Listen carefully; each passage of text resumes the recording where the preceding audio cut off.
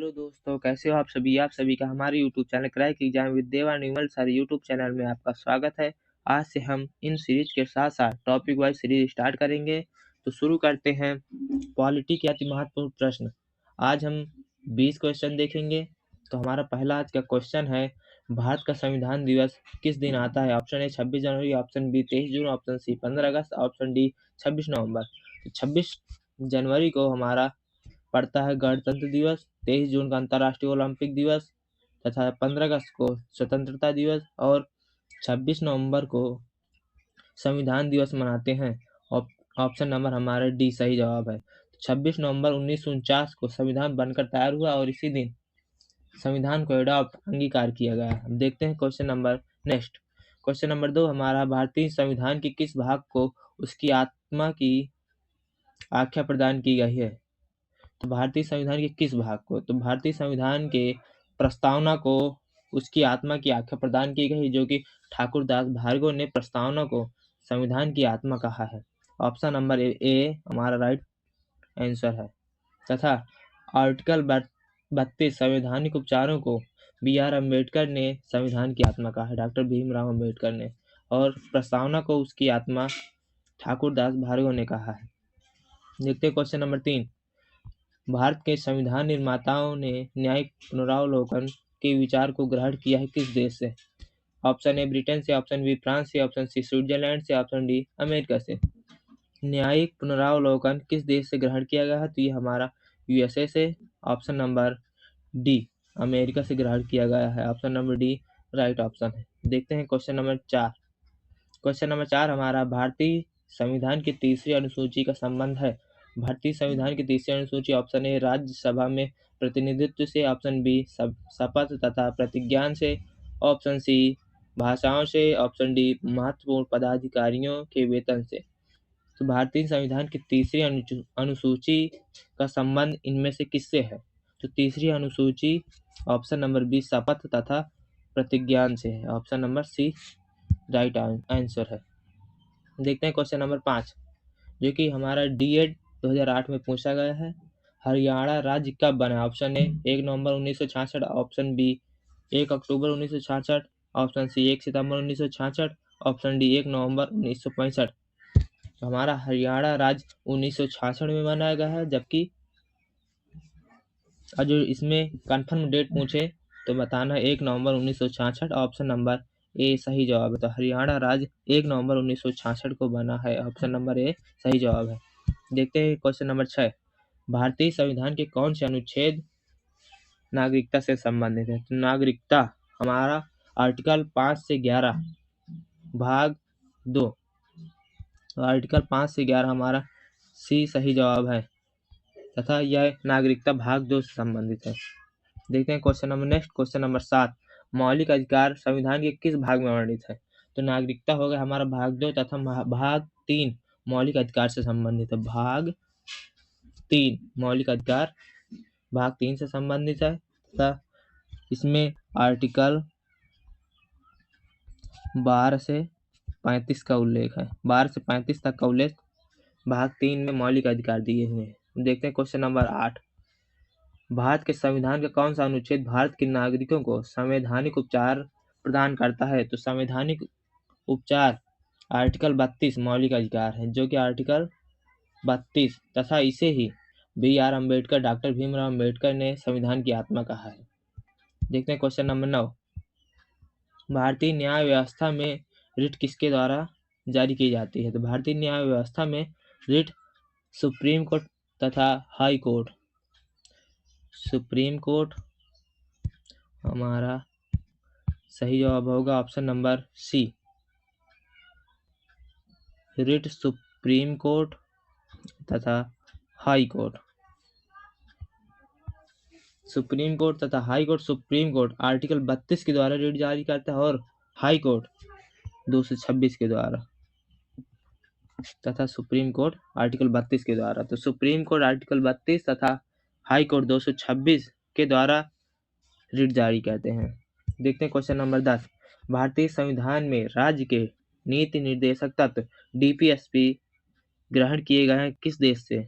जो कि हमारा यूपीपीसीएस 1994 और एसएससी 2011 में पूछा गया। बहुत इंपॉर्टेंट क्वेश्चन है।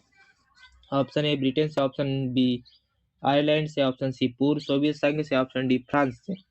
तो डीपीएसपी किस देश से प्रदान ग्रहण किए गए हैं? तो यह हमारे डीपीएसपी आयरलैंड से। ऑप्शन नंबर बी सही जवाब है, आयरलैंड से ग्रहण किए गए। ऑप्शन नंबर बी सही जवाब है। डीपीएसपी आर्टिकल 36 से 51 तथा यह भाग 4 में उल्लेखित है। देखते हैं क्वेश्चन नंबर 11। निम्न में से किस अधिनियम ने केंद्र में द्वैध शासन प्रणाली को स्थापित किया? यह हमारा यूपीपी से 2014 में पूछा गया था। द्वैध शासन प्रणाली, यह हमारा भारत शासन अधिनियम 1935 के द्वारा द्वैध शासन प्रणाली को केंद्र में स्थापित किया गया। ऑप्शन नंबर ए सही जवाब है। देखते हैं question number next. Question number 12 हमारा है, राज्य के डीपीएसपी राज्य के नीति निर्देशक सिद्धांतों के अनुसार किस आयु तक के बच्चों को निःशुल्क एवं अनिवार्य शिक्षा देने की आशा की जाती है?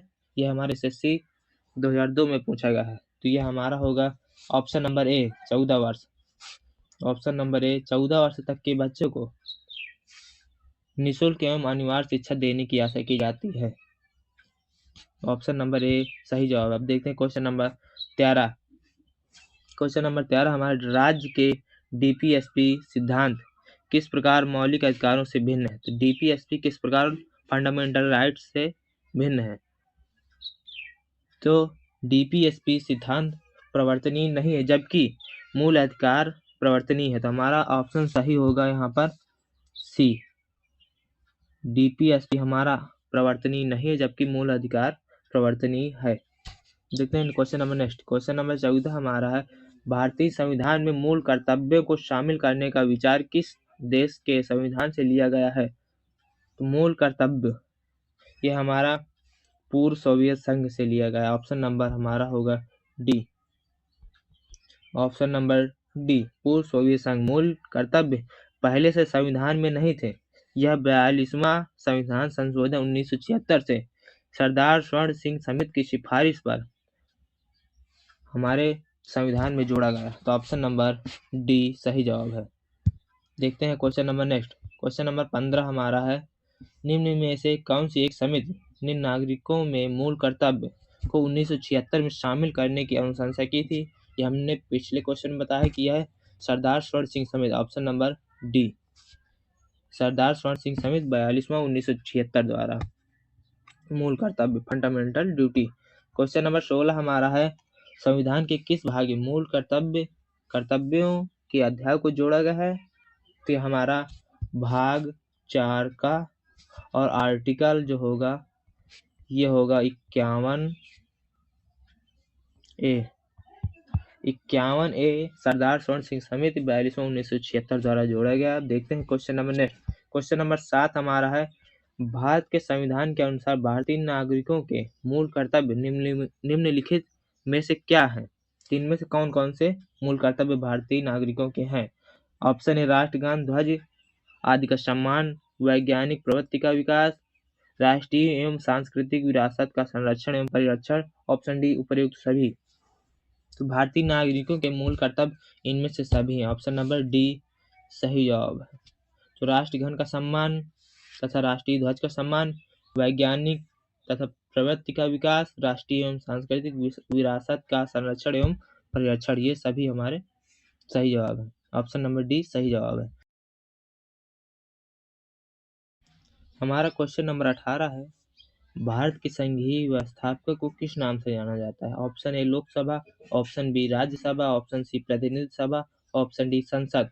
भारत के संघीय व्यवस्थापक को संसद नाम से जाना जाता है। ऑप्शन नंबर डी सही जवाब है। देखते हैं question number next. Question number 19 हमारा है, भारतीय संविधान के किस अनुच्छेद में कहा गया है कि संघ के लिए एक संसद होगी जो राष्ट्रपति और 2 सदनों से मिलकर बनेगी? 2 सदन मतलब लोकसभा और राज्यसभा। तो यह आर्टिकल 79 में कहा गया है। ऑप्शन नंबर बी सही जवाब है। आर्टिकल 79 में कहा गया है कि संघ के लिए एक संसद होगी जो राष्ट्रपति और 2 सदन लोकसभा तथा राज्यसभा से मिलकर बनेगी। देखते हैं आज का अंतिम क्वेश्चन, क्वेश्चन नंबर 20। निम्नलिखित कथनों में से कौन सा असत्य कथन है? ऑप्शन ए लोकसभा को संसद का प्रथम सदन कहा जाता है। ऑप्शन बी राज्यसभा को संसद का द्वितीय सदन कहा जाता है।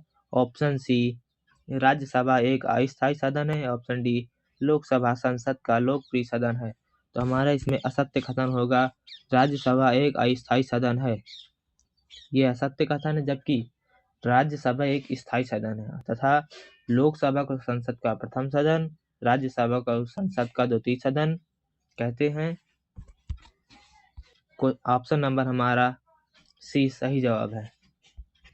तो आपको यह वीडियो कैसी लगी? यदि अच्छी लगी हो तो अधिक से अधिक शेयर करें, अपने डाउट्स को कमेंट में लिखें, हम उसका जवाब जल्द से जल्द देने की कोशिश करेंगे। Please like share and subscribe. Thank you for watching this video. जय हिंद, टेक केयर, बाय।